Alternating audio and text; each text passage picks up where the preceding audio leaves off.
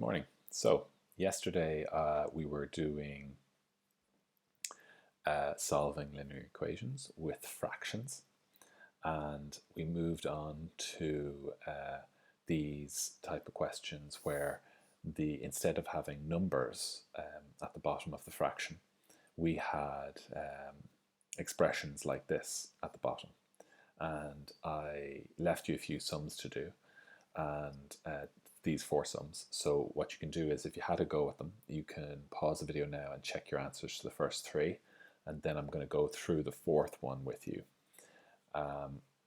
If you have any questions, you can email me if there's any specific things that you think I missed or that you aren't sure about. But pause the video now and check the first three, and then come back and watch me do the fourth. Okay, so with these, it's quite easy to determine what the lowest common multiplier is, because the lowest common multiplier is just these two multiplied together, and we don't even have to multiply them out. We can just write them like this: 4x minus 1 in brackets and then 3x minus 1. So all we've done is we've multiplied these two and written it like this, and that's really handy. And then we draw a big long line and we put that underneath here: 4x minus 1 and 3x minus 1. And that's our lowest common multiplier, so it's there. All right. Now we need to do the top of the fraction. Okay, so this 3, what happened to the 4x minus 1? Well, the 4x minus 1 was multiplied by the 3x minus 1 on the bottom. And what happens on the bottom of the fraction has to happen on the top as well. So because the 4x minus 1 was multiplied by 3x minus 1, we are also going to multiply the 3 by the 3x minus 1. And over here, what happened to this 3x minus 1? Well, it was multiplied by the 4x minus 1 on the bottom of the fraction. So we do the same thing to the top. So the 4 is going to be multiplied by 4x minus 1. Okay, and now we continue leaving this bottom bit just as it is, but we multiply out the top of the fraction. So I'll draw a big long line again and I'll multiply this out. Remember, when you're multiplying, you multiply by both terms inside of the brackets. So 3 by 3x is 9x, 3 by minus 1 is minus 3, and then 4 by 4x is 16x. And plus 4 multiplied by minus 1 is minus 4. And that's all over 4x minus 1 at 3x minus 1. Now our answer is, we would have got the majority of the marks for getting to here. But to get the last few marks, we need to simplify the top part of the fraction. So 9x plus 16x, I shouldn't have written out 9. But 9x plus 16, that is 25x, because 9 plus 16 is 25. And then minus 3 minus 4 is minus 7. That is over 4x minus 1 and 3x minus 1. And that's our answer. Okay, now that we've done those, we are moving on to another type of question in algebra, and it's a nice question because it is something that we will end up using in coordinate geometry as well. So it's simultaneous equations. Okay, now this is an equation here, and this is also an equation. Okay, two different equations. Let's just call this equation number 1 and equation number 2. Now, these two equations have something in common. And the thing that they have in common is 2 and 3, where x is equal to 2 and y is equal to 3. If we substitute this into the equations, they will solve the equations. Okay, and we'll have a look at that now. Let's substitute 2 and 3 into the first equation.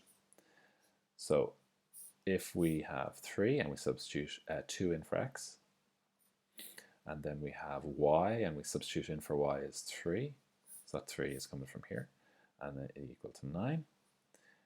Well, 3 multiplied by 2 is 6. 6 plus 3 is 9. So that would mean 9 is equal to 9. So they're equal. Okay, so x is equal to 2 and y is equal to 3. So that's okay. Let's see if we'll get the same type of result in this equation. So 2 multiplied by x, x is 2. And then minus, and then we're putting in the 3 here for y, is equal to 1. All right, well, 2 by 2 is 4, and 4 minus 3 is 1. So 1 is equal to 1. So we can see, oh, perfect, they're balanced. All right, done. So these two equations, when we had x and y was equal to 2 and 3, they would solve both equations. Now, in a question, you will be asked to find x and y. You won't be given x and y. You'll be told, okay, here is the question. Here are the two simultaneous equations, and you have to, using these two, find find out what x is equal to and find out what 3 is equal to. And we will do one of those now, okay? So let me just tidy this up a bit, side by side. There we go. That's 2, yeah. All right, so here's the example on the left, all right? And I'll just draw a line here because I have 2 examples over there I want you to do in a moment. But here we have a simultaneous equation, okay? We have an equation number 1 and equation number 2. And we want to find out what x is equal to, and we want to find out what y is equal to. And using these two equations, we can do that. So this is a nice, easy equation because when they're written on top of each other like this, we can treat it almost like a sum you did in primary school. We can see that plus y minus y, well, that'll cancel, won't it? Because if I have plus y and minus y, that cancels itself out. Now this is an x and an x. Now they're both positive. So if we're doing it like a sum, well, 1x plus another x is 2x's, 2x. And then over here, the equal sign comes down like this. We have 9 and 3, so that's 12. We add those together because they're both positive, so they're added together. Now we have 2x is equal to 12. Now remember in algebra, if I have this 2 multiplied by this x, and I want to get rid of this 2, I divide both sides by 2. Now what that does is that cancels out with that, and we're left with x is equal to 12 over 2, which is 12 divided by 2, which is 6. So we found out what x is equal to for this equation, okay? Now we need to find out what y, we're halfway there, okay? We need to find out what y is. And the good thing is we can just choose either equation 1 or equation 2. All right, so I'm going to choose equation 1, and I'm going to write it down here. X plus y is equal to 9. And now I know what x is, so I can substitute this 6 in for x. So 6 plus y is equal to 9. Now I just need to find out what y is equal to. Well, I want to get the numbers on the right-hand side, so I'll subtract 6 from both sides. That cancels, and you're left with y by itself on the left-hand side is equal to 9 minus 6, which is 3. So I found out that x is equal to 6 and y is equal to 3. And if I substituted those two in, okay, into either of these equations, they should balance. Well, if we just do it up here, x is equal to 6, y is equal to 3, well, that would be 6 and 3. So 6 plus 3 is equal to 9. That's correct. And then if this one here, if this is equal to 6 and this is equal to 3, 6 minus 3 is equal to 3. Perfect. So we found what x and y are. So these are our answers. Okay? We found out what x is equal to, and we found out what y is equal to. Now, I'd like you to try and do this sum up here on the right-hand side. Don't try and do the bottom one, just try and do the top one for the moment, okay? And do using the same technique as this on the left-hand side. So pause the video and have a go. Okay, let's check your answer. All right, draw a line underneath. Now let's solve this sum. So plus y and minus y, they cancel each other out.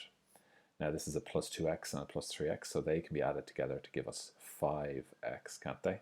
2 plus 3 is 5. And then we have 8 and 2. 8 plus 2 is equal to 10. Just give the mouse a second there. Okay, now I want to get rid of this 5. This 5 is being multiplied by this x, so I divide both sides by 5. Those 5's cancel.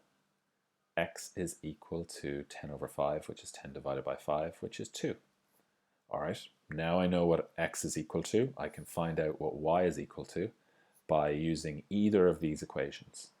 So let's use 2x plus y is equal to 8. And now I'm going to substitute 2 into here. So it's 2 in for x here, plus y is equal to 8. So that is 4 plus y is equal to 8. I want to get the numbers to the right hand side, so I'm going to minus 4 from both sides. So they cancel. So you're left with y is equal to 8 minus 4, which is 4. Okay, x is equal to 2, y is equal to 4. Brilliant. We now know what x and y is. And if we substitute these in, both of these in up here, they should balance. So x is equal to 2 and y is equal to 4. 2 times 2, that would give us 4. 4 plus 4 is equal to 8. Perfect, that balances. Let's put in a little 2 here and a little 4 for the y. 3 times 2 is 6. Minus 4 is 2. Perfect. Now, this is a little bit different. And I want you to maybe pause the video, have a look at this question and see how is this question different from the one above. Okay, what you should have noticed is in this question here, when we started it, the y's, both the y's cancelled because we had a plus y and a minus y. But here we don't have that. So we can see that they'd add up together to be 3y, and they'd add up to be 3x. So that won't work. When we're doing simultaneous equations, the first thing we need to do is we need to get rid of either the x or the y for the first part of the sum. And up here we did it by, it was automatically a plus y and a minus y, so they just cancelled each other out here and here. But the sums get a little bit more tricky, and so we have to make them cancel. And it's easy enough to do once you know how to do it. So I'm going to decide, okay, I want the x's to cancel, and I will find out what y is first. So here I have 2x and here I have x. Okay, I want these two to cancel. So what I'm going to do is I'm going to multiply this top equation. Multiply all the terms by minus 2, multiplied by minus 2. Okay. When I do that, if I multiply x by minus 2, it becomes minus 2x. If I multiply 2y by minus 2, well, that would become minus 4y, wouldn't it? And what I'll do is I'll just rub that out. That would become minus 4y. And if I multiply this 7 by minus 2, that would become minus 14, wouldn't it? Minus 14. Okay, so I've changed it by multiplying it by minus 2. Now what can I do? Well, I see 2x and minus 2x, they cancel. And now I can find out what y is. So let's see here. Minus 4y plus y, that would give us minus 3y, is equal to minus 14 plus 8, which would be plus 6. So we have to divide both sides by minus 3. All right, they'd cancel. So you're left with y is equal to 6 divided by minus 3, which would be 2. Okay, because if I multiplied minus 3 by positive 2, I'm sorry, minus 2. Let me rub that out. So y is equal to minus 2. Okay, I know what y is equal to. So now I need to find out what x is equal to. So I will use this equation here, okay? 2x, we don't know what x is yet, now plus, and I'm substituting in y. So y is minus 2. So I'm going to put that in brackets because I'm substituting in a minus number, and that equals 8. So now 2x, now a minus by a plus gives us a minus. So this becomes 2x minus 2 equals 8. Now we want to get the numbers to the right hand side, so I'm going to plus 2 to both sides. They cancel, so I'm left with 2x is equal to 8 plus 2, which is 10. Now I'm going to divide both sides by 2, so I can get rid of that 2 beside the x, because they cancel now. So I'm left with x is equal to 10 divided by 2, which is 5. And that's our answer. Okay. We are going to be spending the next 3 days doing these, okay? What I have here is I have 4 questions, and you can see that the first one is an easier question because the minus y and the plus y will cancel straight away.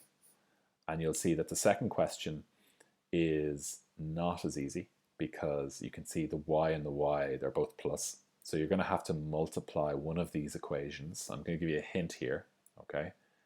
Hint is you're going to have to multiply one of the equations by minus 1, all right? And this one here is the same as here. You're going to have to multiply one of the equations by minus 1 so that the y's cancel.